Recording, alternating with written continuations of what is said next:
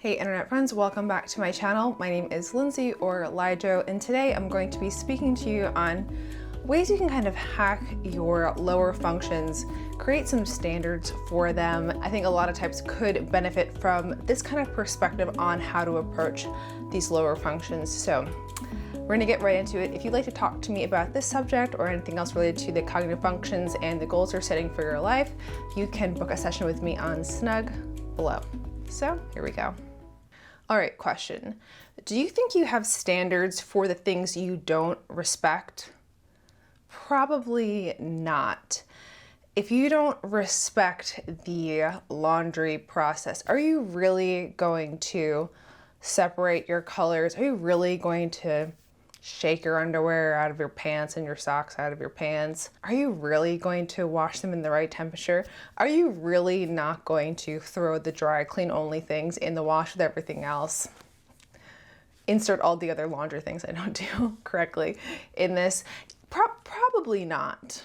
And I've been thinking about how consciousness, especially as it relates to our lower functions, is a process of creating standards for them. Or maybe you have some really abstract standards and it's a process of making them more defined and even adhere to the sensory more with those standards. And in a default state, what we tend to do, instead of consciously creating a standard for that lower function, we want to offload it. We want to disrespect it. We want to make it someone else's responsibility. But if we just start with standards of what is acceptable and what is unacceptable, we are on our way towards a more conscious and intentional mindset towards the functions that we inherently disrespect.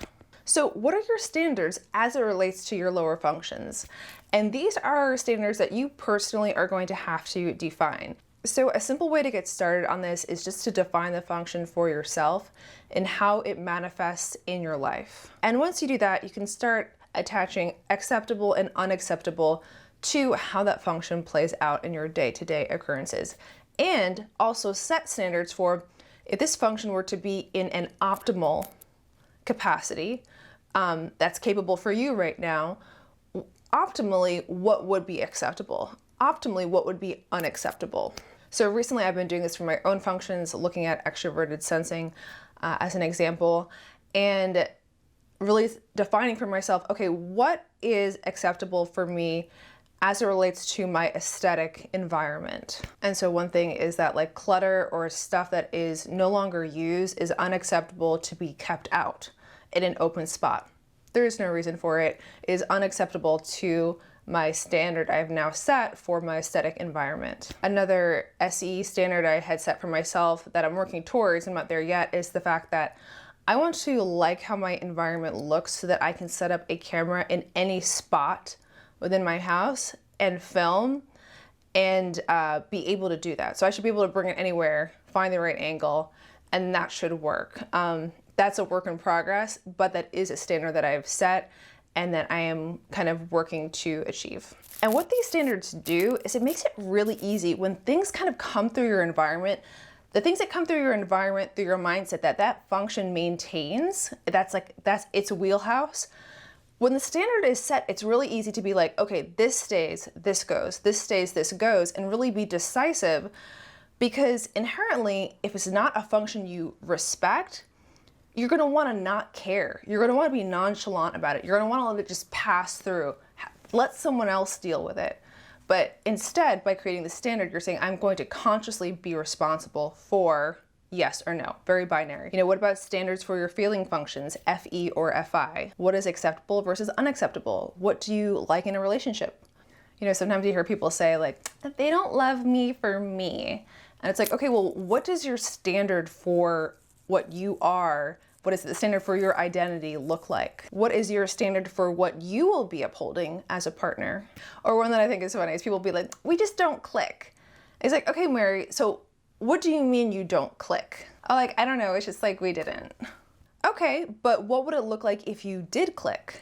I don't know, I think I would just like know if it did. Would you actually know, or would you just continue to pander around in vague uncertainty like you have been for years? Because I don't know, we haven't clicked. It hasn't seemed quite right. I don't know what's wrong. Maybe I do, maybe I don't. Well, okay. What are your standards? Run it through your set of standards. Is it acceptable or unacceptable? Is the interaction acceptable or unacceptable? Are the interests acceptable or unacceptable? Is the way that they talk to you acceptable or unacceptable? You get to decide. You're not asking them to change anything about the person that they are, what they're doing in life. No, no, no. This isn't about them. It's about you. What is acceptable versus unacceptable to you? People can take it or leave it. And what's great about this is, and again, of course, it comes down to time, the most valuable resource, is once you kind of solve some of these standards for yourself, you don't have to waste time thinking about them and like kind of running through scenarios and wondering about things as much. So you're saving time being less decisive about the things that you don't want to be decisive about, and using that to your advantage in life. So that's it for this video. I hope it helps you understand a little bit more about standards as it relates to your lower functions. Again, will be particularly helpful probably to the EJs, to the IJs, and hopefully some of you other ones out there who are scattered amongst the mix. So I will see you in my next video. Goodbye, internet friends. This video is brought to you by Zevia. Oh, so delicious. If anyone wants to sponsor me from Zevia, I buy all of your stuff.